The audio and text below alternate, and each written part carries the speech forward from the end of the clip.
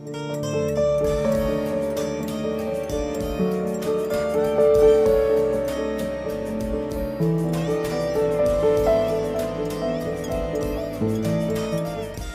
पंकज वत्सी।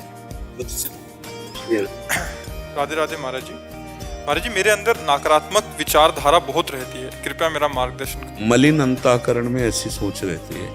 जब हमारे द्वारा कोई गुप्त पाप हो जाते हैं और उनका हमें दंड नहीं मिलता, हमने प्रायश्चित नहीं किया, तो हमको इस तरह जलाते हैं तो हमें नेगेटिव सोच में, मतलब ऐसी व्यर्थ की चिंतन, ऐसे नकारात्मक चिंतन जो हमें जलाए, हमें परेशान करे, हमें धर्म विरुद्ध ले जाए, वो मलिन अंतःकरण का।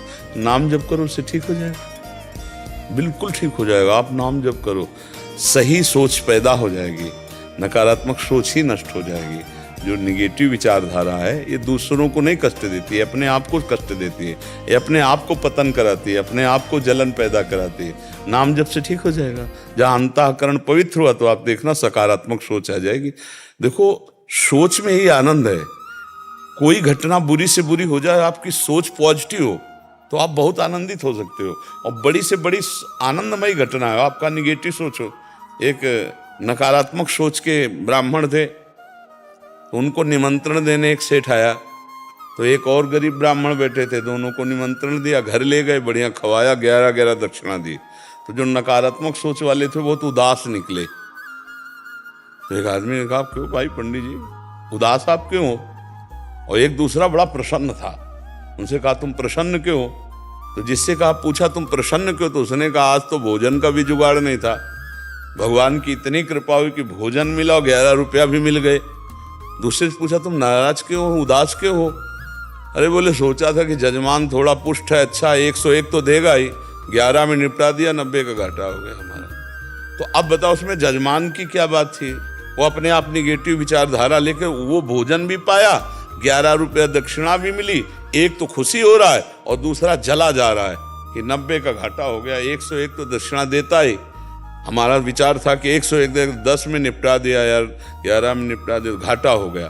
तो हम जो नकारात्मक सोच वाले हैं, तो हमको ही हमारी सोच ही कष्ट दिया करती है। तो ये कष्ट आते हैं हमारे कोई न कोई अशुभ कर्म से। तो हम नाम जप के द्वारा अपने अशुभ कर्मों को नष्ट कर दें तो हमारी भावना ठीक हो जाएगी। तो आपको कौन सा नाम प्रिय है? भगवान का नाम कौन? शंकर भगवान। शंकर जी। तो कैसे जपोगे शंकर जी का नाम?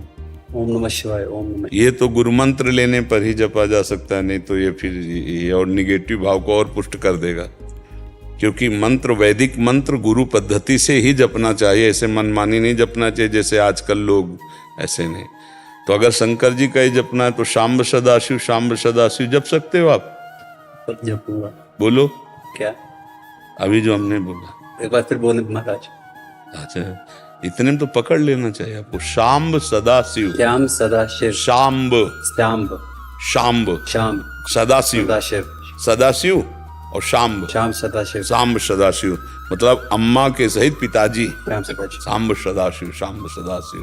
भगवान शिव और आम्ब, अम्बा जगदम्बा पार्वती, पार्वती के सहित भगवान शिव, शाम्ब सदाशिव, शाम्ब सदाशिव, शाम्ब सदाशिव। आप पकड़ ले, एक बार फिर बोलो। श्याम सदाशिव, शाम्ब, श्याम सदाशिव, सदाशिव तो आपको पता है, सदाशिव, सांब, सांब, सदाशिव। सदाशिव।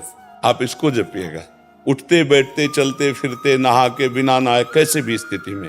और जब वो मंत्र जपने की बात हो तो किसी गुरु से ले लेना।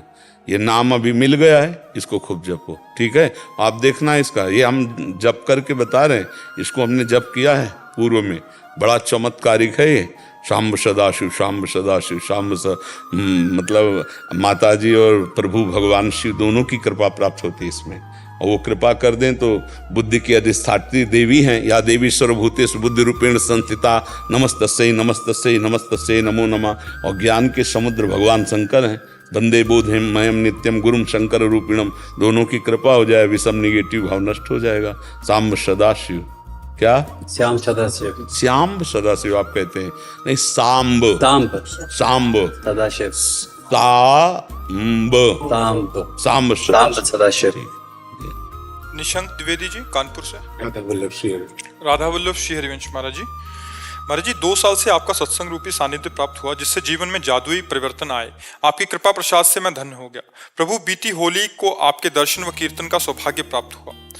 महाराज जी, मेरा प्रिंटिंग प्रेस का व्यवसाय है, जिसमें प्रतिष्ठानों की बिल बुक व अन्य स्टेशनरी की छपाई होती है। प्रभु, जब से हमने आपके एकांतिक में भगवत नामों व चित्रों की छपाई संबंधित बात सुनी है, तब से मन में संदेह रहता है, क्योंकि लगभग 95% प्रतिष्ठानों के नाम भगवान के नाम होता। महाराज जी, इस कंडीशन में हम क्या करें? हमें बहुत संदेह हो रहा है। भगवत नाम, हाँ, मतलब अब हमारी प्रार्थना तो यही थी कि जैसे विवाह के कार्ड में शंकर पार्वती जी बना दिए, राधा कृष्ण बना दिए, नाम लिख दिए, और वो कार्ड ब्याह का अपना लोग फिर डस्टबिन में फेंक दिए। उसका कोई भगवान के रूप में तो महत्व करते नहीं हो, तो निमंत्रण कार्ड के रूप में करते हैं। या जिसमें नाम लिखा है भगवान के, तो वो पैरों के नीचे पड़े, नालियों में पड़े, कूड़ेदानों में पड़े। तो हम उसी नाम की सिद्धि से भगवान को प्राप्त करते हैं।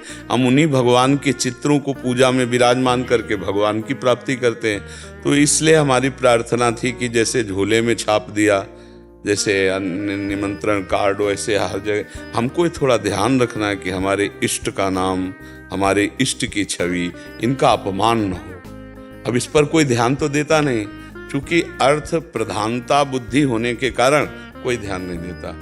तो अब उस कंपनी वाले की जो दुर्गति होगी उसको पता नहीं है। खुली बात कह रहा हूं, उस कंपनी वाले की जो दुर्गति होगी, कमा लो रुपया कितना कमाओगे, और जब इस नामापराध का टक्कर लगेगा तो सब विध्वंस हो जाएगा, किसी काम में नहीं आएगा। तो इसलिए हमारी प्रार्थना रहती कि हम सनातन धर्मावलंबी हैं। अगर आपके सामने लिख दिया जाए राम और कहा जाए जूते से चढ़ के जाओ, हमें लगता है अगर सनातन धर्मावलंबी हो तो गला कटवाना स्वीकार करोगे, नाम में पैर रखना स्वीकार नहीं करो। और आज लोग ईंट पे नाम लिख रहे हैं और लेटरिन बाथरूम में वो ईंटें लग रही हैं। कोई सोच पा रहा जरा इन बातों को? मतलब विचार करना। हरि नाम लिखा जा रहा है, राम नाम लिखा जा रहा है, राधा नाम लिखा जा रहा है, ईंटों पे भगवान नाम लिखा जाता है। हमने देखा है कि अब वो ईंटों से बाथरूम भी बनता है, शौचालय में भी ईंट लगती है। अब कहाँ बुद्धि भ्रष्ट होने से बचेगी? पर इसकी सूक्ष्मता कौन देखता है? तो कौन सिद्ध हो रहा है, कौन भगवत प्राप्त हो रहा है, कौन सुखी हो रहा है? गंदी बातें हैं कि हमारे भगवान के नाम का अपमान किया जाता है। अब इस पर क्या किया जा सके, आप हमें विचार करके बताओ। हमारे विचार तो हमने आपके सामने रखे। हम तो इस बात का भी विरोध करते हैं जो भगवान की छवियों को, भगवान के नाम को पोस्टरों में अपने प्रचार प्रसार के लिए लगाते हैं, इसके बाद फाड़ के वो नाली में फेंक दिए जाते हैं। हमें तो मतलब अब हमारी बात सुनेगा कौन? क्योंकि अपने स्वार्थ में जिसकी बुद्धि पागल हो गई, वो हमारी बाबा जी की बात कौन सुनेगा? नहीं तो बड़े बड़े ऐसे अपराध किए जा रहे हैं नाम के, जिनको अपराध नहीं समझा जा रहा है। छोटे छोटे थैले हैं और उनमें पूरा औरों की तो बात जाने दो, बड़ी बड़ी जगहों से बड़ी बड़ी गलतियां हो रही जिनको संभालना मुश्किल है, नहीं संभल पाएंगे। क्योंकि उनको सिर्फ अर्थ दिखाई दे रहा है, अपना प्रचार प्रसार दिखाई दे रहा है। कैसे तुम्हें बताएं कि मतलब ये लगता है कि छोटे मुंह बड़ी बात, कौन हमारे को बात समझेगा? ऐसे ऐसे अपराध किए जा रहे हैं केवल प्रचार के लिए, केवल पैसे के लिए। तो अब उस पर हम क्या विचार कर सकते हैं, उस पर हम क्या कर सकते हैं? क्योंकि अब ये तो गली गली आप देखो चिपका दिए, ठाकुर जी की छवि बना दी, गुरु की छवि बना दी, 4 दिन के बाद फाड़ करके नाली में वो पड़े हुए। ये सनातन धर्म का स्वरूप जो है, हम बनते हैं अपने धर्मावलंबी और अपने प्रभुओं का अपमान हम स्वयं कर रहे हैं, अपने प्रभु की छवियों का अपमान कर रहे हैं, प्रभु के नाम का अपमान कर रहे हैं। तो आराधना किसकी करोगे? तभी रंग नहीं आता है। एक छवि विराजमान की पूजा में, फिर दूसरी अच्छी लगी तो उसको निकाल करके ऐसे कूड़ेदान की तरह रख दिया, और वो फिर वो शीशा फूटा तो फुटपाथ में रख दिया। तो वो जो सिंहासन में विराजमान वो तुमसे बोलेंगे क्या, तुम्हारे ऊपर कृपा करेंगे क्या? क्योंकि उनको पता है 4 दिन बाद दूसरी छवि आएगी, वो हम फिर फुटपाथ में पहुंच जाएंगे। तो ये आप देख लो ना, पीपल के नीचे कितनी आपको छवियां मिलेंगी, कितने लक्ष्मी गणेश जी मिलेंगे। अरे भैया, अगर आपको ऐसा है तो उसकी पद्धति है, आप किसी पवित्र नदी की तक ले जाओ कार में रखकर, और वहां गड्ढा खोदो और वहां विराजमान करके ऊपर से ऐसे सम्मान और फिर प्रणाम करके चले आओ। उसका एक मतलब तरीका है। अब ऐसे नहीं जहाँ चाहो जैसे चाहो, पर बहुतायत हो रही। हमने एक झोला देखा छोटे छोटे थैले, छोटे छोटे झोले, पूरा भगवान नाम और क्या क्या सब लिखा हुआ है, और केवल चंद रुपए के लिए। अब उसमें सामान लेके आया जो, तो सामान का प्रयोग करा, झोला को फेंक दिया, क्योंकि साधारण उसके झोले बनते हैं तो साधारण थैलियों की तरह। अब उनमें कितने भगवान नाम लिखे हैं, उनके क्या आप कैसे बताएं। अब वो समझ में तब आवे ना जब भक्ति करें, भक्ति तो है नहीं, तो उनको रुपया की भक्ति तो रुपया दिखाई देता है। तो आप तो विवेकवान हैं, इसलिए आपको चुभ रहा है कि कैसे करूं, क्या करूं। तो अब इस पर आप विचार करो और हमको भी सलाह दो कि आप क्या करो। हमारा मुख्य काम है प्रतिष्ठानों की बिल छापना, और जैसे कि पहले भी आज हमारा काम खुद का हमारे बाबा का चलाया हुआ है, 60-65 साल पुराना है, और उससे भी पहले की बहुत सी वहां पर दुकानें अभी भी हैं। तो पहले बहुत सारे नाम सभी के भगवान के नाम पे रहते थे, जैसे राधाकांत जी, रमाकांत जी, उमाकांत जी, राम आश्रय जी, तो उन्हीं के नामों पे सब दुकानें चल रही हैं। जैसे कि राधा ट्रेडिंग कंपनी हो गई, राधे श्याम मधुबन किशोर हो गया, भगवती ट्रेडिंग कंपनी हो गई, और इसी तरह से बहुत सारे नाम हैं। तो अब हम उनकी किताबें, बिल बुक, जो बिल पर्चा वो काटते हैं, हम सिर्फ वो छापते हैं। तो उनमें जितने चित्र हैं उनको तो हमने लगभग खत्म करना शुरू कर दिया है कि हम चित्र कोई नहीं छापेंगे। लेकिन अब वो दुकानों के नाम तो बदल नहीं सकते, और अगर हम उनसे कहने का प्रयास करते हैं तो वो मखौल बनाते हैं कि अरे ये सब क्या है। हाँ, वो ऐसे नहीं जानते ना, वो मतलब वही हम आपसे जैसे प्रश्न किया था कि अगर आपके सामने नाम लिख दिया जाए भगवान का, तो कहा जाए चढ़ो इस पर, नहीं तो गर्दन कटवाओ। तो हमें तो लगता है, हमारी सनातन धर्म की श्रद्धा कहेगी कि गर्दन काट दो, लेकिन मैं पैर नहीं रख सकता, ये मेरे भगवान का नाम है नहीं।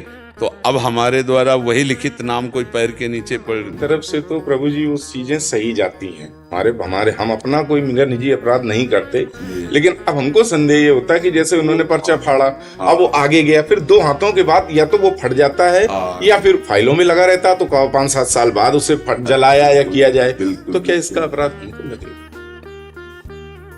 वैसे शास्त्रीय पद्धति से कहता हूँ, कर्ता प्रेरक अनुमोदन तीनों को बराबर फल मिलता है, चाहे पुण्य का हो चाहे पाप का हो। कर्ता, प्रेरक करवाने वाला, अनुमोदन, ठीक है यार, इसमें कोई दोष नहीं, इसे अनुमोदन कहते हैं। जैसे आप वृंदावन, ओहो वृंदावन जा रहे, धन्य भाग, ये अनुमोदन।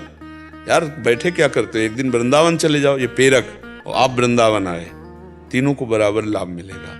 ऐसे ही अपराध प्रवृत्ति का है। अब इस पर आप विचार कर लीजिए, कर्ता, प्रेरक, अनुमोदन, तीनों को बराबर का। अब इस पर मतलब बहुत बड़ी समस्या आपके सामने है, क्योंकि हम सिर्फ इसी पे आश्रित हैं। हाँ, कोई बहुत कोई पुरानी संपदा मेरे पास कुछ नहीं, सिर्फ इसी पे आश्रित हैं। और एक समस्या बार बार ये आती है कि केवल अगर हम चलिए इनको किनारे करते हैं, तो सारे ट्रस्ट, कुछ भी चीजें, अब दृष्टता क्षमा कीजिएगा प्रभु, लेकिन छपाई से संबंधित कार्य है तो हमें मालूम है, कोई भागवती किताब भी अगर छप रही है तो भी उसमें पन्ने खराब जरूर होते हैं, और वो पन्ने, तो हमारे यहाँ धर्म की ये ऐसी व्यवस्था है कि जो पूर्व ग्रंथ खराब हो जाते हैं, मतलब जिनका हम पढ़, तो उनको हम जा करके प्रवाहित करते हैं या उनको समाधिस्थ करते हैं, उनको समाधि देते हैं, मतलब जमीन पे, और या जल में उनको हम प्रवाहित करते हैं। प्रेस में ही खराब होते हैं, प्रेस जो जहाँ छपते हैं, हाँ, वहां पर खराब होते हैं। जिन्हें ज्ञान है वो शायद बचा लें, अदरवाइज हर जगह पर वो डस्टबिन में। हाँ, बिल्कुल। कई बार कुछ सामान में लिपटा हुआ गीता का पन्ना आया, कई बार गीता जी का पन्ना, मतलब जिसमें पूरा श्लोक सहित अर्थ सहित है, वो जैसे छोटी कोई पुड़िया है उसमें गीता जी के, उसमें क्योंकि रद्दी कागज में बिकी है। जिनको ज्ञान नहीं हो तो अपमान करते ही हैं। पर हमारे जो सनातन धर्म की इस समय दुर्दशा हो रही, वो इन्हीं कारणों से, कई ऐसे कारण हैं जिनको नहीं समझा जा रहा है। छोटी सी कामना करके मंदिर बनवा दिया, लेकिन जल चढ़ाने वाला कोई नहीं है।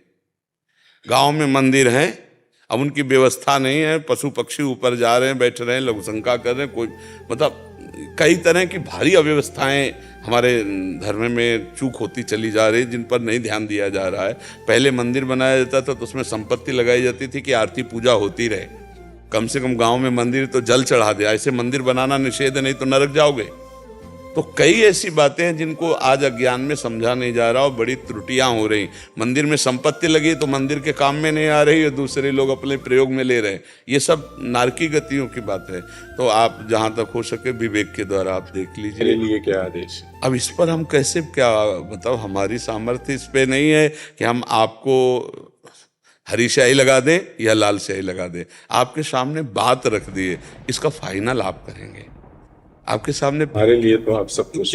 ले इस पे क्या है ना कि चूंकि मेरे आराध्य देव का विषय है और आपके व्यापार का विषय है, अगर मैं ना कहता हूं तो आप पूरा परिवार है आपके पोषण के लिए, और अगर हाँ कहता हूं तो मेरी उपासना है पूरे जीवन की। इसलिए हम ये बात केवल आपके ऊपर छोड़ देते हैं। अगर मेरे फाइनल करने की होती तो अभी फाइनल कर देता, लेकिन मेरे फाइनल करने में नहीं है, क्योंकि मेरी उपासना का विषय है और आपके भरण पोषण का विषय है। आपके परिवार का अव्यवस्थित हो जाए कभी नहीं चाहूंगा, और मेरे प्रभु के नाम का अपमान हो कभी नहीं चाहूंगा। उसमें ऐसे फंसे हुए हैं महाराज जी। प्रभु से ही प्रार्थना करो। सुनो, जिनका नाम उन्हीं से प्रार्थना करो कि आपकी गरज हो तो आप हमको प्रेरित करो और दूसरा मार्ग दो जिससे मैं बचूं, नहीं तो चला आ रहा है आप देख ले, हम आपकी शरण में हैं, तो वही सब संभाल सकते हैं, उन्हीं का सारा खेल है, नहीं ना। करमवीर जी चंडीगढ़ से। श्री हरिवंश महाराज जी, गुरुदेव आपके चरणों में कोटि कोटि वंदन। महाराज जी, सेवक वाणी के तीसरे प्रकरण 9वें छंद में पोषण भरन ना चिंत कराही, श्री हरिवंश विभव बिलसाही, वृंदावन की माधुरी, गुण गावत जू रसिक सचु पाई, संतत रसिक सुनहु चितलाई, श्री हरिवंश प्रताप जश। महाराज जी, इसका भावार्थ हम समझना चाहते। पूरा प्रगट धर्म जैसे जानी, प्रगट धर्म जैसे जानी, तभी उसका अर्थ तभी निकलेगा ना। हाँ, प्रगट धर्म जैसे जानिए, श्री हरिवंश नाम जाहिए, नाम सिद्ध पहचानिए। श्री हरिवंश नाम सब सिद्ध, सबे रसिक बिलसै नवनिधि, भुगते देहि न जाचहि, ताप पोषण भरन न चिंत कराए, श्री हरिवंश विभव बिलसाए, श्री वृंदावन की माधुरी। प्रगट धर्म जैसे जानिए, पहली बात समझिए, श्री हरिवंश नाम जाहिए, ये वाचिक, उपांश, मानसिक, जिसकी नाम में मानसिक स्थिति का, मानसिक स्थिति में जिसका नाम का प्रकाश हो चुका है, मन और नाम एक हो चुका है। श्री हरिवंश नाम सब सिद्धि, क्योंकि हा में हरि, रा में राधा, वा में वृंदावन, सा में सहचरी। प्रगट धर्म जैसे जानिए, श्री हरिवंश नाम जाहिए, नाम सिद्ध पहचानिए। जब निरंतर नाम चलने लगा तो नाम सिद्ध महापुरुष हो गया। अब नाम सिद्ध, श्री हरिवंश नाम में सबे सब सिद्ध, जो भी इच्छा करे, जैसी भी इच्छा करे, भागवतिक, पारमार्थिक, लौकिक, व्यवहारिकी, सबकी उसकी पूर्ति हो जाती है। इतना वैभव प्रगट में, लौकिक वैभव और आंतरिक वैभव इतना हो जाता है कि भुगतें और देहि न जाचहें, फिर पोषण भरन न चिंता कराएं। अब उनका अपने योगक्षेम की चिंता खत्म हो चुकी। योग माने प्राप्त कराना, अप्राप्ति की प्राप्ति, और क्षेम माने प्राप्ति की रक्षा। अब दोनों की बात खत्म, क्योंकि प्रगट धर्म हो गया है। प्रगट धर्म का स्वरूप क्या? निरंतर नाम चल रहा है। नाम से समस्त सिद्धियां, अविलसित वस्तु देने वाली, उसके हृदय में जागृत हो चुकी है। प्रगट धर्म जैसे जानिए, श्री हरिवंश नाम जाहिए, नाम सिद्ध पहचानिए। श्री हरिवंश नाम सब सिद्ध, सबे रसिक बिलसै नवनिधि, और भुगतें देहि न जाचहि, पोषण भरन न चिंत कराए। इतना है कि अब उसकी चिंता नहीं रह गई। आंतरिक और बाह्य दोनों, ये नाम पक्का हो जाता है, पक्का हो जाता है। पोषण भरन न चिंत कराए, श्री हरिवंश विभव बिलसाए, श्री वृंदावन की माधुरी। गुण गावत जू रसिक सच उपाय, संतत सकल सुनो चितलाय, श्री हरिवंश प्रताप जस। जो प्रियालाल के गुण चतुरासी जी का गायन करते रहते हैं, वो इस सुख को प्राप्त होते हैं। कौन सा सुख? निश्चिंतता, बेपरवाही, न पोषण भरण की चिंता है, न योगक्षेम की चिंता है। सब अपने आप अलौकिक सिद्धियों के द्वारा हो रहा है। वो चाह करते ही सब बात बनती चली जा रही, क्योंकि नाम सिद्धि पहचानिए। नाम उसके अंदर, हरिवंश नाम बिसरे न छिन, श्री हरिवंश सहाय भल, हरिवंश भरोसे भय निडर, और नित गर्जत हरिवंश बल। ये एक स्थिति है जहां योगक्षेम की भी चाह नहीं है, गुणातीत स्थिति है, और किसी भी तरह की कोई कमी भी नहीं है। लौकिक और पारलौकिक दोनों विभूतियां उसके पास हो जाएंगी। कोई ऐसी नहीं कि जो सोचे और ना हो जाए, क्योंकि नाम चल रहा है। इसलिए ये विद्या हरिवंश नाम चतुरक्षर जपत सिद्धि भव उद्धरणम, तो नाम जितना राधा वल्लभ श्री हरिवंश, राधा वल्लभ श्री हरिवंश, निज मंत्र भी यही है, शरणागत भी मंत्र यही है, नाम भी यही है, सब यही है। अब हमारा मंत्र का कुछ नियम होता है, उसको पूरा कर लें और हर समय राधा वल्लभ श्री हरिवंश, राधा वल्लभ। खुद आप देखेंगे कि इसका वैभव क्या है। खुले नेत्रों से प्रियालाल का साक्षात्कार कराने की सामर्थ्य। कैसे पापी क्यों न हो, हरिवंश नाम जो ले तो अलग लड़ेती रीज के महल खवासी दे। ये महिमा है, ये महिमा हरिवंश नाम की अपार महिमा है। इसीलिए जल्दी ये निकुंज की चाबी जल्दी किसी के हाथ नहीं लगती, और लग गई तो बेड़ा पार हो गया। हाँ, श्री हरिवंश नाम सब सिद्धि, सबे रसिक बिलसय नवनिधि, भुगतय और देहि न जाचहि। ऐसे नहीं, रसिक जन कभी ऐसे नहीं करते। पोषण भरन चिंत कराएं, श्री हरिवंश विभव बिलसाएं, वृंदावन की माधुरी। जब प्रियालाल उसके हृदय में नेत्रों में छा गए, फिर अब क्या चाह रह गई, और अगर चाह कर ले तो तत्काल पूर्ण हो जाएगी। जो ये नहीं कि उसका भजन कम हो जाएगा, नहीं, क्योंकि वो समुद्र से जुड़ गया। जैसे एक सरोवर है तो उसका जल खींचोगे तो एक लिमिट है, लेकिन समुद्र है तो अगाध है। तो ऐसे प्रियालाल के चरणों से जब हमारा संबंध हो गया तो हमारे भजन से नहीं, उस संबंध से सब प्राप्त हो रहा है। एक होता कमा करके और एक होता गोदनामे में। तो हम जो प्रियालाल के चरणों में गए ना हरिवंश प्रताप से, तो गोदनामे में कई बच्चा के पेट जैसे, हाँ वही गोदनामे का हम लोगों को आनंद मिल रहा है। साधना तो ऐसी नहीं, पर बहुत बड़े ने गोद ले लिया, गुरुजी ने, हरिवंश चंद्रजू ने, तो हमें संपत्ति मिल गई। दंपति संपत्ति पाइए, कुंज महल की टहल सुख, दंपति संपत्ति पाइए। बहुत ये आनंददायक है अपने आचार्य निष्ठा, गुरु निष्ठा और नाम निष्ठा। इसी से सब सेवक जी गढ़ा में थे, वहीं हरिवंश नाम के प्रभाव से सब कुछ प्रकट हो गया, सब वैभव प्रकट हो गया। अच्छा, जब प्रभु मिल जाए तो फिर और दुर्लभ क्या है? दुर्लभ वस्तु तो प्रभु है ना। जब प्रभु ही मिल गए तो अन्य वैभव तो बहुत छोटी बात है ना। माया का ये अष्ट सिद्धि नौ निधियां, ये तो भगवान की हैं। तो जब हम भगवान की शरण में हो गए तो सब सेवा में हो जाती, चाह करो या ना करो, चाह करो या ना करो। देखो, एक दिन अपने उदर पोषण के लिए अगर हम जाएंगे तो भरेगा पेट, नहीं तो नहीं भरेगा।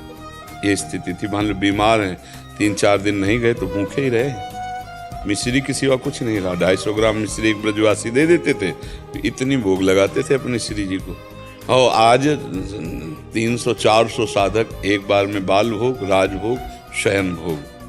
हम श्री जी के बल से जीते हैं और सब श्री जी चला रहे। ऐसा नहीं कि कोई दिन बाल भोग ना बने, कि राजभोग ना बने, कि और रोज फूल बंगला बनता है। हम कहाँ तक गिनवावे? नहीं, किसी किसी के यहाँ तो उत्सव होता है तब फूल बंगला बनता है, और अपनी श्री जी का तो हर रोज बनता है। मंगला की और पोशाक, श्रृंगार की और पोशाक, और जिंदगी में हम कभी पोशाक नहीं पहला। पोशाक के यार मतलब क्या, ये क्या है? उन्हीं का तो सब प्रताप है, उन्हीं का तो वैभव है। बिल्कुल आप समझो, भगवान की अतिशय पोषण भरन न चिंत कराए। हम ये देख रहे हैं कि अगर हमको नमक की जरूरत है ना तो नमक आ जाता है, घी की जरूरत है ना घी आ जाता है। देनहार कोई और है, देत रहे दिन रहे। भाई लगता है कि अगर हम कहेंगे नहीं किसी से तो कैसे चलेगा, हम मांगेंगे नहीं तो किसी से कैसे चलेगा। जब हम मांगते थे तब भूखे रह जाते थे रोटी मांगने जाते थे तब भूखे रह जाते थे। जब भरोसे पे हो गए तो भंडारे चल रहे। ले, जब जहां जैसा होना होता है श्री जी वैसे ही सब कर देती है। बिल्कुल ऐसा हम मांगते नहीं ना तो हमारी श्री जी उतना ही देती जितने से काम चलेगा, उससे ज्यादा नहीं और उससे कम नहीं। बिल्कुल पक्का समझो, हिसाब पक्का चलता है। तो पोषण भरन चिंत कराए से ये हम इसलिए आपको उदाहरण दिया कि आपके घर में तो 4-6 लोग होंगे, हमारे घर में 400-500 लोगों का भोजन बनता है। सोचो, एक आदमी होता है, अपने परिवार के खर्चे में कपड़ा लत्ता मंजन दातुन ये सब गिनाए थोड़ी जाते, सबका सब चल रहा है, बादशाही की तरह चल रहा है और प्रभु सबका दे रहे। तो ये है श्री हरिवंश विभव बिलसाएं शिवृंद। और इतना ही नहीं कि ये लौकिक बात है, पारलौकिक आप देख लो, खुद आंखों से देख लो। नौजवान बच्चे हैं, सब आंख नीचे करके चुपचाप भजन में लगे, किसी से कोई मतलब नहीं, कोई प्रपंच नहीं। ये आचार्य कृपा, ये राधा रानी की कृपा का स्वरूप है। अपना बेटा तो संभाला नहीं जाता, 1-2 बेटे हों तो अपनी आज्ञा में, तो ये दूसरी माता पिता से पैदा हुए हमारी आज्ञा में कैसे रह सकते हैं? अपने मन को और कलयुगी बच्चे हैं, पढ़े लिखे हैं। अब ऐसा हो कि भाई जन्मे और बाबा जियों के बीच में रख दिया गया तो भाई एक अलग चीज़ है, लेकिन कोई इंजीनियर है, कोई मतलब सीए है, कोई ऐसे पदों में पहुंचे हुए बच्चे, सरकारी नौकरी, मतलब पूरा ज्ञान संसार का है, और वो मन को मार के रख रहे हैं। बहुत बड़ी लाडली जी की कृपा। तो योगक्षेमम बाह्यम स्वयं भगवान कर रहे हैं। इसलिए हम ये प्रभुता नहीं जना रहे, हम उन्हीं प्रभु की बात बता रहे हैं कि जब हम भरोसे पे प्रभु के हो गए तो साफ कार्य चल रहा है, किसी से कोई मतलब नहीं। बस थोड़ी देर के एकांतिक के बाद आरती हुई श्री जी को हम एकांत हो गए। अच्छा, हम कह रहे कल से बिजली कट जाए, हम बाबा जी वैसे रहेंगे, भोजन न मिले तो हम वैसे कीर्तन करेंगे, चरना में फिर हम मांगने चले जाएंगे। 10-20 गांव हैं बहुत दूर दूर से, जाओ सब अपनी अपनी साइकिल और पैदल दौड़ के रोटियां मांग के लाओ, खाओ, भजन करो। बाबा जी हम किसी के सहारे थोड़ी, हम तो भगवान के सहारे हुए। तो हम तो बाबा जी हैं तो ऐसे कर सकते हो। तुम गृहस्थ हो तो तुम्हारे घर पहुंच जाएगा, पक्का समझ लो। किसी न किसी बहाने से परमात्मा ऐसी व्यवस्था कर देता है, पक्का व्यवस्था कर देता है। बस भरोसे पे हो जाए तो सब काम बन जाएगा। वो एक राधा बाबा के चरित्र में बरसाने के महापुरुष की बात आई थी। उनके कपड़े की दुकान थी, और राधा राधा राधा राधा लाडली जी के प्यार में इतने डूबे कि अब दुकान में भी अरुचि हो गई, दुकान भी बंद हो गई। और वो पागलों की तरह बस मतलब जो जैसा बावरापन होता है ना, बस वो खिड़की से लाडली जी के महल की तरफ देखते रहते हो, मेरी लाडली राधा राधा राधा। अब कोई काम काज नहीं, कुछ नहीं। तो थोड़ा सा कुछ जेवर थी तो उससे गुड़ खरीदा उनकी पत्नी ने, और उसको रख लिया कि बेटी के ब्याह के समय कुछ थोड़ा महंगा करके बिकेगा तो काम में आ जाए। और गर्मी में गुड़ सब पिघल करके वो कच्ची कोठरी में थी तो सब बह गया। और उनको तो लगा कि अब कैसे ब्याह होगा, बेटी का ब्याह करना। तो वो गुड़ खोद करके बाहर फेंक रही थी। तो ऐसे खोद जो ही खोदे तो उसे मोहरे निकली थी, नीचे मोहरे। बाबा के चरित्र में राधा बाबा उनकी बड़ी महिमा गाते थे उन महापुरुष की, और ऐसा धूमधाम से जो राजा महाराजे की तरह सब भाई वो मकान बन गया सब। तो अब और लोगों ने सोचा उनके परिवार के कि जरूर, तो वहाँ और खुद कुछ नहीं था, वो केवल उन्हीं के लिए था। देने कहते ना, देने वाला जब देता है तो चप्पल फाड़ के देता है। तो ऐसे होता है उसका खेल। वो कहाँ से कैसे विधान बना दे कुछ पता नहीं। बहुत लीला बिहारी भगवान है, बस आश्रय ले लो, भजन करे। तो ये महापुरुषों के वचन है कि पोषण भरन न चिंत कराएं, श्री हरिवंश विभो विलसाएं, श्री वृंदावन की मान। भरोसा रखे, अपना कर्तव्य करता रहे और भरोसा रखे, बढ़िया काम हो जाएगा। अब अपना कर्तव्य ना करो तो फिर भरोसा नहीं माना जाएगा जब तक करने लायक हो। और अगर स्थिति नहीं करने लायक है तो आके संभाल लेगा, पक्का संभाल लेगा। भगवान के वचन है, अनन्यश्चिन्तयन्तो माम ये जनाः परिपासते तेषां नित्याभियुक्तानां योगक्षेमं वहाम्यहम्। मैं उसके योगक्षेम का स्वयं वाहन कर लेता हूँ। एक ब्रजवासी थे, हम योगक्षेम की बात कर रहे हैं। वो बिहारी जी के सिवा कहीं नहीं जाना और वृंदावन के बाहर नहीं निकलना। अब बेटी ब्याह लायक हुई, हम रोटी मांगने जाते थे तो उनसे कहा, बाबा कुछ तो विचार करो, बिटिया ब्याह लायक है, बस सुबह से बिहारी, शाम के बिहारी, दोपहरी में बिहारी जी, तो कहीं बाहर निकलोगे नहीं तो कैसे ब्याह हो जाएगा। बोले, बाबा तुमसे सच्ची कहते हैं, बिहारी जी के भरोसे, अगर इसका ब्याह होना होगा तो घर बैठे हो जाएगा, नहीं होगा तो नहीं होगा, लेकिन हम न वृंदावन छोड़ने वाले न जाने। आपको सच्ची कहते हैं। एक दिन शाम के गए तो बोले, बाबा वाह। बोले, देखो दूल्हा बैठा है इंजीनियर गुड़गांव में, और लाया जानते कौन? परमहंस एक साधु थे, वो लाए थे। उसने कहा, मुझे इतने महाभागवत घर में बेटी मिल रही है, बेटी से बातचीत की। बोले, 1 रुपया नहीं, हम खुद आएंगे, सारी व्यवस्था यहाँ करेंगे, ब्याह करके हम ले जाए। ऐसे किया।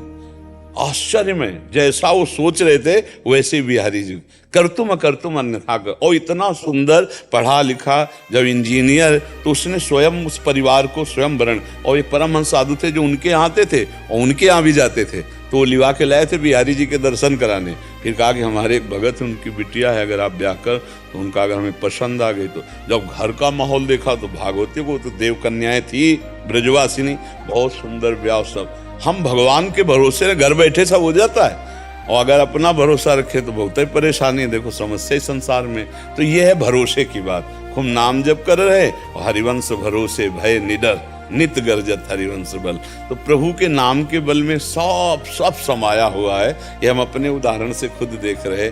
एक पक्ष देखा है वो, और एक पक्ष देखा है भगवान का भरोसा और भगवान के आश्रय कोई कमी नहीं है। बस चाह मत करो, चुप रहो, देखते रहो, हर व्यवस्था हो जाएगी, हर बात बन जाएगी।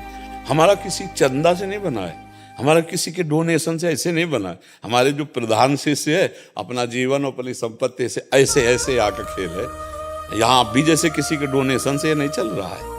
जो कुछ श्री जी ऐसे दिए और कहाँ से कैसे आ जाता है, जिस महीने का जिस बिल देना होगा, जिस दिन पूर्ति कर ली हो, ऐसे अचानक आ जाता है, रोज को रोज सब। तो भरोसो दृढ़ इन चरणन केरो, तो पोषण भरन न चिंत कराएं, श्री हरिवंश विभो विलसाएं वृंदावन। मतलब आप, इसलिए हम अपनी गाथा बता देते कि किसका उदाहरण दें। उदाहरण हम अपना उदाहरण देते हैं कि वो प्रभु कैसे चलाता है, कैसे इच्छाओं की पूर्ति करता है, ये उसका कृपा है। और ये नहीं कि मेरा ही, आप खुद भरोसा करके देख लीजिए। अंतिम निर्णय में लगेगा एक गई गाड़ी गई, और आप देखोगे एकदम निकल गई। जो भरोसा उनका है, और आपको लगा निकल गई, और भरोसा नहीं उनका, और पापाचरण है, तो गई चली जाएगी। भगवान का भरोसा वो दृढ़ होता है, दृढ़ भरोसा। बस यही इसमें है, पोषण भरन न चिंत कराएं, चिंता नहीं करनी चाहिए, भगवान सब व्यवस्था कर देते हैं। गीता जी हरियाणा से। राधे राधे। राधे राधे महाराज जी, आपके चरणों में कोटि कोटि प्रणाम। गुरुदेव, यहाँ आपके दर्शन करके यहाँ सबको शुद्ध निर्मल भक्ति भाव को देखकर मेरा मन भी इसमें डूबने को करता है। जब यहाँ होती हूँ घर भूल जाता है, परंतु घर जाकर इस आनंद को छोड़कर संसार में खो जाते हैं। यूं ही जिंदगी बीती चली। हाँ, मतलब परमाणुओं का प्रवाह होता है ना, तो जैसे साधु महात्माओं के बीच में ये धाम है, यहाँ रात दिन कीर्तन कथा, यहाँ लगेगा यही जीवन है। अब वहाँ लड़का बच्चा परिवार मोह ममता के परमाणु, तो वहाँ जाकर वो अच्छा लगेगा। तो उत्तम बात है कि यहाँ की परमाणुओं से इतनी बैटरी चार्ज करो कि वहाँ इतना डिस्चार्ज ना हो जाए कि नाम छूट जाए, भगवत कथा छूट जाए। अगर ऐसे सावधान, तभी हम कहा करते महीने 2 महीने में वृंदावन आना चाहिए। एक दिन का अगर समय निकाल लोगे तो जैसे मोबाइल की बैटरी डिस्चार्ज नहीं हो जाती, फिर चार्ज कर लो तो फिर चलता रहे। महीने 2 महीने आओगे, सामने बैठोगे, यहाँ के परमाणु जैसे, तो ये आपको प्रभावित करेंगे। वैसे तो मोबाइल से भी प्रभावित कर देंगे। मोबाइल्स का भी बहुत बड़ा योगदान है। जैसे आप एकांत में शांत सत्संग सुनोगे, वो आपका परिवर्तन कर देगा, क्योंकि सत्यवाणी परिवर्तन कर ही देती है। तो अगर कहीं सामने हो तो उसका विशेष प्रभाव होता है, क्योंकि हम हाव भाव दृष्टि ये सब प्राप्त करते हैं ना, तो इससे हमें पावर मिलता है। दरस परस अगनास बास निज संग करो दिन, तिनमुख हरिजस सुनत श्रवण मानो न तृपित छिन। सेवक जी महाराज कह रहे हैं, जिनके दर्शन से संभाषण से पाप नष्ट होते हैं। जब पाप नष्ट होते हैं तो मन आह्लादित होता है, तो लगता है यही ठीक है, नाम जप करें, खूब भक्ति करें, प्रभु के दर्शन करें, नाम कीर्तन करें, सत्संग सुने, ये अच्छा लगेगा। और जब हम संसार में जाते हैं तो फिर धीरे धीरे हमारा हृदय मलिन होने लगता है, फिर वो सब अच्छा लगने लगता है। तो हमें लगता है कि ऐसा हम अभ्यास करें, ऐसा स्वभाव बनाएं कि यहाँ जैसा हमें लगता है वैसी स्थिति वहाँ भी बनी रहे। तो उसके लिए नियम पकड़े जाते हैं। इतना नाम जप करेंगे, इतनी रोज भागवत पढ़ेंगे, इतनी चतुरासी जी पढ़ेंगे, ये ठाकुर सेवा करेंगे, उनको बिना भोग लगाए पाएंगे नहीं, तो हमें लगता है भाव बनने लगेगा। क्योंकि अगर सबके भाव ना बनते तो सब वृंदावन में ही थोड़ी, फिर भक्ति कैसे होती? फिर तो भक्ति का एक केवल क्षेत्र ही मात्र में हो जाता कि अगर ब्रज 84 कोष में हो तो भक्ति होगी, अन्यथा नहीं होगी। ऐसा नहीं है। अगर भक्ति का रंग बढ़ाया तो गोरखपुर में गीता वाटिका में भाई जी और पूज्य राधा बाबा ने वृंदावन का भाव प्राप्त कर लिया। आज भी वहाँ सैकड़ों साधक भजन करते हैं। तो कहीं भी रहा जाए, यदि हम भजन का भाव करें, जब लंका में विभीषण जी ने भक्ति प्राप्त कर ली है, नहीं प्राप्त कर ली, घोर राक्षसों के बीच में, तो हमें लगता है हम कहीं भी भजन कर सकते हैं। थोड़ा हम मजबूत बने और सत्संग सुने और नाम जप का नियम रखें, तो हम फिर नहीं फेल होंगे। नहीं तो ग्रह कारज नाना जंजाला, तेति दुर्गम शैल विशाला, वो बड़े पहाड़ हैं, उनको पार करना बड़ा कठिन है। बच्चों का जहाँ तोतली बानी, परिवार की सब ऐसे मोहित, तो फिर प्रभु को भूल जाते हैं, उसी में रमण करने लगते हैं। और चतुराई है कि उसी में हम प्रभु को देखें, बच्चे रूप में भगवान, पत्नी रूप में भगवान, पुत्र रूप में, पति रूप में, माता पिता रूप में, तो हमारा काम बन जाए। बका नाम जप से तभी ये भाव बन पाएगा। अगर नाम जप नहीं है तो भाव नहीं बन पाएगा। है कठिन, गृहस्थी में भजन कर ले जाए तो फिर क्या कहना है, पर है कठिन भजन करना। देखो थोड़ा भी काम करने लगो तो भजन में रुकावट आ जाएगी। ऐसे आराम से बैठकर जैसे यहाँ कोने में भजन करो, देखो मन लगेगा। और जहाँ फिर आप संसार के कार्य करने लगो तो उसमें मन लगेगा ना संसार के कार्य में, तो भजन में बाधा पड़ जाएगी। तो घर में तो कार्य ही कार्य है, कोई ये बुला रहा है, किसी को वो चाहिए, किसी को ये चाहिए, तो हमारा मन इतना फैल जाता है कि उसको भजन का सुख वहां नहीं प्राप्त हो पाता। पर वहीं हम भजन का सुख प्राप्त करें, ऐसी कौन सी कला है? सारे कर्मों को भगवान के लिए करे, सब में भगवान की भावना करे, सब कर्म भगवान को समर्पित कर दे और नाम जपने का अभ्यास जिभ्यास से करें, तो गृहस्थी में जीत हो सकती है। नहीं तो है तो बहुत विचित्र, माया का फंसाव है, मोह का फंसाव है। तो आप हिम्मत मत हारिए, नाम जप कीजिए, प्रभु से प्रार्थना कीजिए हमको ऐसी सामर्थ्य दो। देखो मीरा भी अपने परिवार में ससुराल में जैसे, तो वहाँ भी भजन, वहाँ भी भगवत भाव।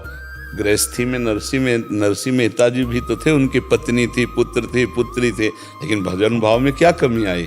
हम थोड़ा प्रियता और बढ़ावें। अभी हमारी थोड़ी प्रियता कम है, इसलिए यहाँ रंग आ जाता है और वहाँ रंग हट जाता है। अगर हम प्रियता बढ़ावें तो कहीं भी रहे हमारे रंग में मतलब कोई भी कसर नहीं होगी। हमारा रंग भक्ति का सुरक्षित बना रहे। वो नाम, जितना नाम में अधिक प्रेम करोगे उतने आप भक्ति सुरक्षित रख पाओगे। जी। मानस पाठक जी आजमगढ़ से, राधे राधे गुरु जी, आपके चरणों में कोटि कोटि प्रणाम। महाराज जी, मैं असत्य बातों पर क्रोधित हो जाता हूँ, चाहे वो मुझसे उम्र में श्रेष्ठ ही क्यों ना हो। क्या तो इससे मेरे भजन में त्रुटि हो? बात तो दोनों गड़बड़ हो गई। वो असत्य बोल रहा है, तुम क्रोध कर रहे हो, तो बात गड़बड़ हो गई, दोनों खराब हो गए। वो असत्य बोल रहा है और आपको पता है वो असत्य बोल रहा है, तो हमें भगवान से प्रार्थना करनी कि उसको सामर्थ्य दें कि वो सत्य बोले और हम शांत रहें, हम प्रसन्न रहें। हम क्रोधित क्यों? वो असत्य बोलकर दोष कर रहा, तुम क्रोधित होकर दोष कर रहे हो। बात तो दोनों ही तो बुरे हो, तुम कोई अच्छे थोड़ी हो गए, क्योंकि तुमने क्रोध रूपी पाप को स्वीकार किया और वो असत्य रूपी पाप को स्वीकार किए। त्रिविधम नरकस्येदम द्वारम नाशन मात्मनः कामः क्रोधा तथा लोभा तस्मात् दैत्यं त्यजेत्। भगवान कह रहे हैं 3 नरक ले जाने वाले, काम, क्रोध और लोभ। वो असत्य बोल रहा है, नहीं असत्य संपातक पुंजा, तो तुम क्रोध रूपी पाप कर रहे हो। बात तो एक ही है, तो तुम श्रेष्ठ थोड़ी हो गए, तो तुम्हें क्रोध त्यागना चाहिए। वो असत्य पे, इसलिए हमें भगवान से प्रार्थना करनी चाहिए, प्रभु आप बुद्धि शुद्ध कर दो तो सत्य भाषण बोलने लगे, सत्य विचारवान हो जाए, सत्य आचरण करने वाला। हमारा पावर भगवान है। कोई गलत मार्ग में जा रहा है तो उसका हम नाश नहीं सोचेंगे, नहीं, भगवान उसको सही मार्ग दें, भगवान उस पर कृपा करें। अगर शराबी का शराब छूट जाए तो अच्छा आदमी हो गया कि नहीं हो गया? बुरे आदमी के बुरे आचरण छूट जाए तो महात्मा हो गया कि नहीं हो गया?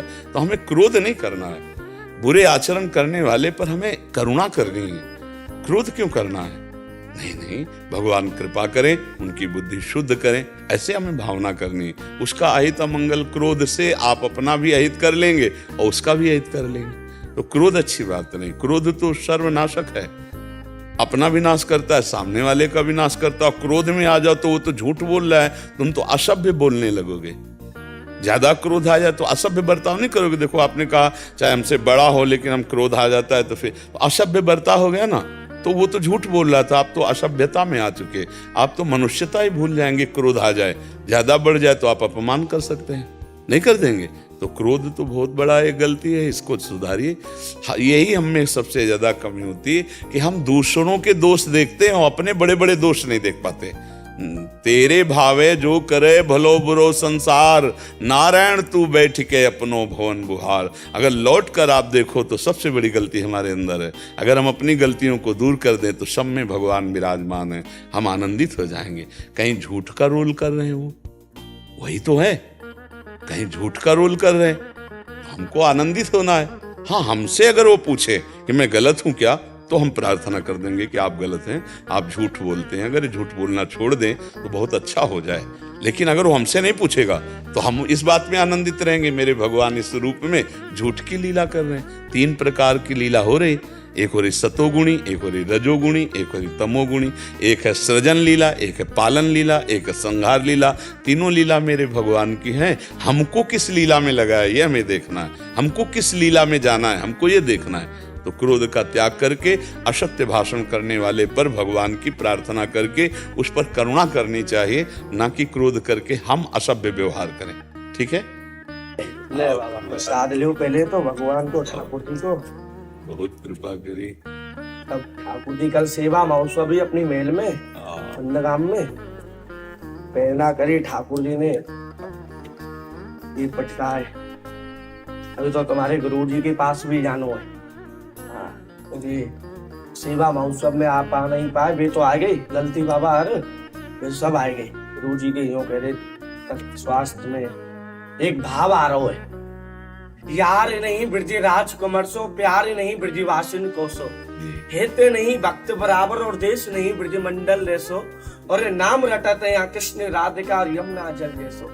अब तो बाबा यहाँ राधा राधा रटे और सब कृपा है नंद लाला की, और ब्रजवासी वल्लभ सदा, और मेरे जीवन प्राण इन्हें तनक विसारियो सी नंद बाबा की। यान ब्रजवासी एक ही बात कह में अपने लाला थे, लाला तू खुश रहे, हमें खुश मत रखे, तू खुद स्वयं खुश रहे, हमें तेरी जरूरत ना तो हमारी जरूरत है। बिल्कुल क्योंकि समय की लीला है सब बाबा, बिल्कुल क्योंकि हम बाकी कमर पे बैठे हैं, बिल्कुल। और हम बा ठाकुर जी के भापते ना माने, अपनो सखा है, अपने सखा है, दोस्त है, फ्रेंड है। बिल्कुल। और अब तो हमारे नंद लाला की कृपा तो बहुत बड़ी कृपा है तुम के ऊपर। मैं आपको बताऊं, बोलो नंद के लाला की, रिस्वान के जमाई की, छोटे सारे की, बोलो राधे जय नंद। अर्चना जी। राधा वल्लभ श्री महाराज जी राधे राधे, आपके चरणों में कोटि कोटि प्रणाम। महाराज जी, एक बात मन में हमेशा आती है कि आपको इतनी तरह की पीड़ा से गुजरना पड़ा, उम्र भी कम थी तब भी, क्या कभी आपको वापस घर लौटने जाने का मन नहीं हुआ? कभी नहीं, नहीं, उम्र में कभी इस बात ने आपको टिकाया? कभी भगवान की कृपा से एक भी ऐसा नहीं आया कि मैं घर जाऊं। बस यही, जब कभी हम टूटे हैं तो कोई न कोई हमको भगवान उपदेश दे दिए किसी न किसी रूप में। जैसे हम बिठूर में गंगा के किनारे थे तो एक दिन एक शराबी हमें मिले, शराब पिए हुए एक थे, और गए इधर आ। अब 17-18 की अवस्था, नए बच्चे थे। बल तो इतना था कि अगर ये कुछ उद्दंडता करेगा तो संभाल लेंगे, कोई मतलब ब्रह्मचर्य और दंड बैठक मारते थे तो बल तो था ही ऐसा कि अगर जरा भी उद्दंडता करेगा तो संभल जाएगा, कोई ज्यादा है नहीं। तो निर्भय होकर नजदीक गए, कहा हमारे साथ चल। तो कौतूहल ऐसे खेल वश हम उसके साथ चले गए। वो हमको वैकुंठ धाम नामक एक था, वहाँ ले गए और देखा तो भगवान वैकुंठनाथ गरुड़ पर सवार, ऐसी शोभा थी। उनका देख ये कौन है? उनका भगवान। बोले नहीं नहीं, ये कौन है? उनको भगवान। बोले भगवान नहीं, पत्थर, पत्थर है ना। हम चुप रहे। बोले नीचे ये कौन? ये भी पत्थर, ये संगमरमर, वो भी संगमरमर। देखो तिल तिल छेनी से काटा गया, टूटा नहीं, तो ये भगवान बनकर पूज रहा है। ये टूटा तो नीचे बिछा दिया गया। ए बाबा जी बना है, तिल तिल काटा जाए, टूटना नहीं, टूटना नहीं। हम उसे पंचांग उसी समय प्रणाम किया। और जीवन में जब कभी कष्ट और गाली गलौज, कोई मारपीट कर, तो उस समय आता टूटना नहीं, टूटना नहीं, टूटना नहीं, आगे बढ़ना। जहाँ कहीं ऐसी परिस्थिति आई तो भगवान किसी न किसी रूप में हमको समझाते रहे, पर हमें ये कभी नहीं आया कि घर चले, क्योंकि लक्ष्य हमारा भगवत प्राप्ति था। तो घर का सवाल ही नहीं। किसी दुख से ऊब कर घर जाने की बात तो तब आवे जब हम सुख के लिए बाबा जी बने हों। हम तो भगवान की प्राप्ति के लिए, तो हमारा जीवन इसीलिए कष्ट में रखा गया कि अगर वो अनुभूतियाँ ना होती तो आप यहाँ बैठकर न सुनते। अगर हमको ठोंक बजा करके कसा गया तो समाज में बजवा रहे ना प्रभु। मटकी को धूप में तपाकर का आवे में जला करके कुम्हार जब पक्का कर लेता तब बाजार में टन टन टन करके कहता है ये 20 रुपये की गरज है तो ले जाओ। ऐसे भगवान अपने भक्तों को ठोक बजा के मजबूत करके समाज कल्याण के लिए उतार देते हैं। तो अगर हमें अनुभव ना होता ज्ञान मार्ग का, भक्ति मार्ग का, जीवन का अनुभव, तो ये जो आज लाखों हजारों लोगों का जो भाव परिवर्तन हो रहा है, जो भगवत मार्ग में चल रहे हैं, यह कैसे चल पाते? इसीलिए भगवान ने कसा, इसीलिए भगवान ने हमको हर परीक्षाओं से पास करने के लिए मजबूर किया। कोई रास्ता ही नहीं। भगवान जिसको अपने मार्ग में लेते तो अन्य कोई रास्ता ही नहीं। आज तक हमारा कोई दोस्त नहीं। आओ भाई, ऐसे करने वाला पूरी जिंदगी में नहीं। अकेला असंग जीवन, और जहाँ कहीं कुछ ऐसी सुख सुविधाओं का वहाँ उठाया कमंडल भागे। हमारा एक लक्ष्य था ब्रह्मानुभूति। जो मैं हूँ वो कौन हूँ, मेरा स्वरूप क्या है। भगवान है कहाँ है, कैसा है, उसको देखूं, उससे मिलूं। बस ये बचपन से लगन लगी रही। इसीलिए आज तक 1 रुपया हमारे पास नहीं, आज तक एक हमारा मित्र नहीं, आज तक ना मोबाइल रखा है, ना है, ना कभी रहेगा। जैसे घर से निकले थे वैसे ही आज है। ना एक चम्मच हमारा है, न 1 रुपया हमारा है, न एक वस्तु हमारी है, न एक व्यक्ति हमारा है। सब श्री जी के है, श्री जी के भाव। कहीं भी प्रेमानंद की दस्तखत की जरूरत नहीं। हम कभी ऐसा नहीं किया कि हम सरकारी कागजों में कहीं प्रेमानंद नहीं लिखा मिलेगा, न बैंक में, न किसी जमीन में, न किसी में। है 4 लोग मिलो, अपना काम करो, भजन करो, हमने उपदेश दे। कष्ट से वो डरे जो सुख के लिए निकला हो, लेकिन जिसने कष्टों को ही अपने गले लगाया हो वो फिर कैसे डर सकता है। बाबा जी कोई भी जब घर से निकलता है, तो हम पहले दिन जब घर से निकले थे तो हमारे मन ने हमसे 3 प्रश्न किए थे। पहला प्रश्न कि यहाँ तो अम्मा पवाती हैं, अब 13 वर्ष के थे, बाहर भोजन कौन पवाएगा। दूसरा प्रश्न कि यहाँ तो घर में रहते थे, वहां कहाँ रहोगे। तीसरा पूरी जिंदगी किसके सहारे काटोगे। उस छोटी अवस्था में 3 प्रश्न, और तीनों का उत्तर एक ही था, श्री भगवान। जहाँ रखेंगे वहाँ रहूंगा, जो खवाएंगे वो खाऊंगा, और जैसे काटेंगे वैसे काटूंगा। तो आज जो भी अवस्था शरीर की हो, 52-55 के तो ऊपर ही है, पूरा निर्वाह करते हुए भगवान आप सबके बीच में बैठा ले रही है। 20 वर्ष से तो किडनी खराब चल रही, आज तो सब कुछ है। अभी मात्र 10-12 वर्ष पीछे दवाई के पैसे नहीं थे, कोई पूछने वाला नहीं था कि तुम भोजन पाए कि नहीं पाए, कोई पानी देने वाला नहीं था। आज के 10-12 वर्ष पहले, ये तो उनका कृपा प्रसाद है। बदल दिया, गेम बदल दिया। अभी हम पीछे वाले बैच में ये कहते थे, जब मांग के खाते थे तो भूखे रहते थे, और आज भरोसे पे हो गए तो 400-500 का रोज भोजन बनता है। दिल हार कोई और है, देत रहते दिल रहे। और आपको सच्ची बताएं, जब कभी हमें कष्ट पड़ा है, तो जैसे दुख में अपनी माता बच्चे को गले लगा लेती ना, ऐसे भगवान का हमें प्यार मिला है। हर क्षण हमें अधिक से अधिक भगवान का प्यार मिला है।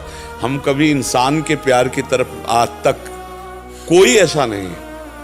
कोई एक मित्र तो होता है ना जिंदगी में, कोई एक मित्र भी नहीं है।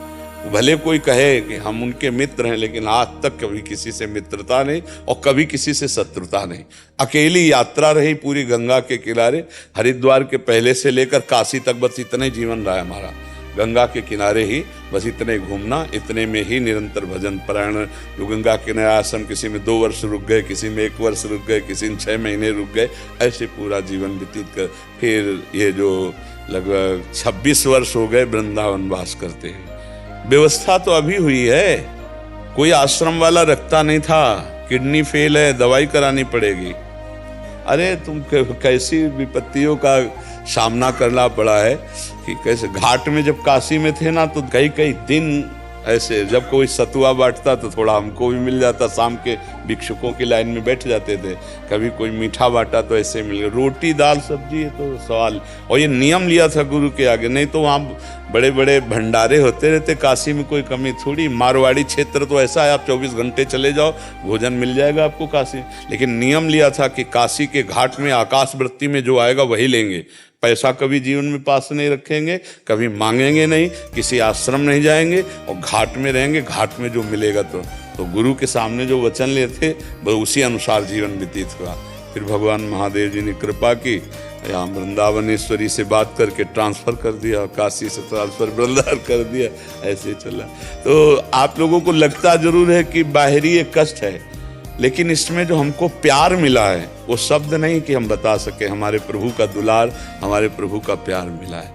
जब एकांत में कष्ट से पीड़ित होकर के मन प्रभु को पुकारता, उस समय जो आनंद मिलता, उस विधा में थोड़ी अलग है। एसी में बैठ के प्रभु को पुकारा जाता है क्या?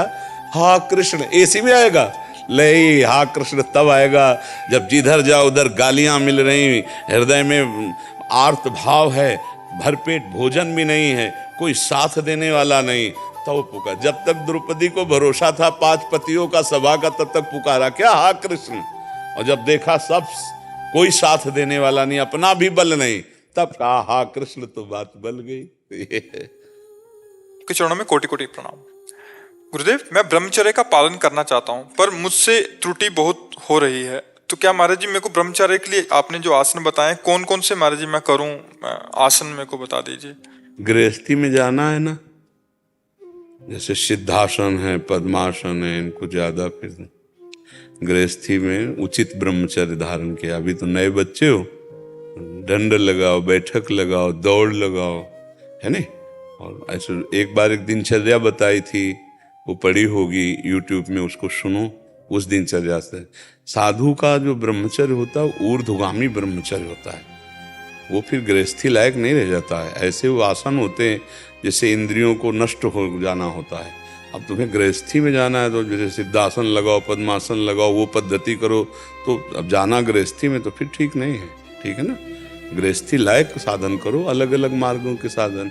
बाबा जी बनना होता तो अलग मार्ग का साधन है। इसलिए सहज सुखासन में ऐसे बैठ गए, नाम जप किए, दंड बैठक मारे, व्यायाम और आसन प्राणायाम कर लो थोड़ा, बस इतना उचित है। और नाम जप करो, अच्छे भाव से रहो। अब जो गंदी फिल्में देखोगे, उसमें मोबाइल में वो गंदी चेष्टाएं करोगे तो ब्रह्मचर्य थोड़ी रह पाओगे, चाहे जो जैसे आसन में बैठो। मोबाइल तो रहता ही आजकल, छोटे छोटे बच्चों के पास रहता है, आपके पास भी है, तो आप गंदी बातें देखते हो मोबाइल से।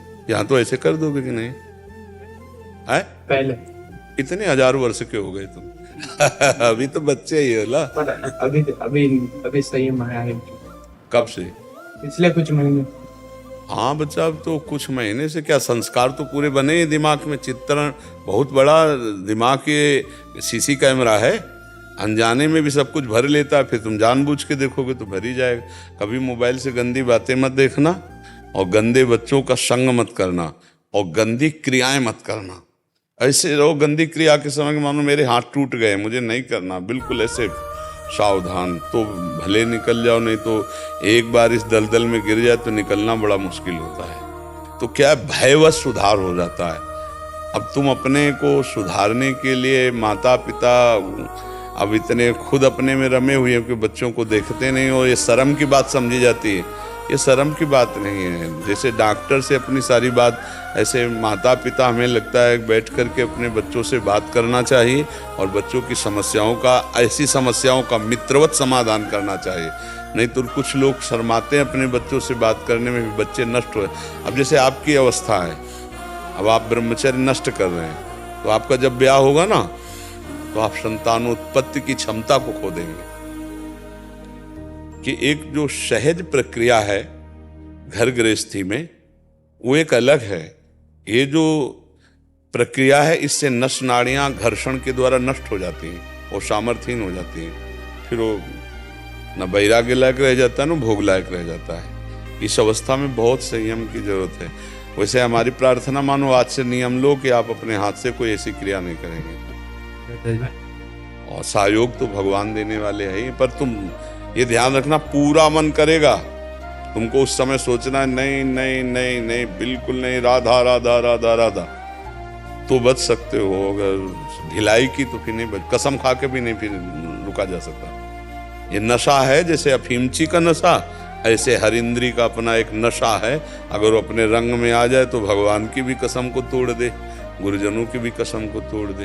तो रखोगे वृंदावन की बात कि हमने वृंदावन में नियम ले लिया है, वैसी क्रिया नहीं करेंगे, ठीक है। फिर हमसे 1 महीना बाद मिलोगे, है? हाँ, 50 बैठक मारो, 20 सपाटे मारो कम से कम, ठीक है। बैठक समझते हो, सपाटे समझते हो, दंड है। अब यहाँ कैसे तुम्हें बताएं कि सपाटे ऐसे है। पुशअप पता है? पुशअप जो इसे लेट है, वैसे गूगल में सर्च कर लो, पढ़े लिखे हो, जब वो सर्च कर सकते तो ये भी सर्च कर सकते नहीं। और इसके बाद 3 किलोमीटर दौड़ो, 1.5 किलोमीटर जाओ, 1.5 किलोमीटर दौड़ के आओ। ऐसा करोगे, ठीक है। और शौच के पहले 1 लीटर पानी पियो, हल्का गुनगुना करके, और थोड़ा टहलो, फिर शौच जाओ, फिर दौड़ लगाओ, फिर दंड बैठो। अभी अभी सब ठीक हो जाएगा। थोड़ा संयम से चलो, ऐसी कोई बात देखो मत, ऐसा मत करो। बहुत अच्छे बच्चे बन जाओगे। अभी तो 15-16 की होगी, आई है 14 की, देखो आप कमाई के निकले। अब बताओ, ये अवस्थाएं बर्बाद होने वाली। इस अवस्था में तो बहुत तेजों में चेहरा होना चाहिए, लावण्य भरा चेहरा होना चाहिए। आप लोग गलत आचरण करके अपने को गिरा रहे हो। सुधार करो, ठीक है। 1 महीना बाद फिर हमसे मिलना, ठीक है। ठीक जी।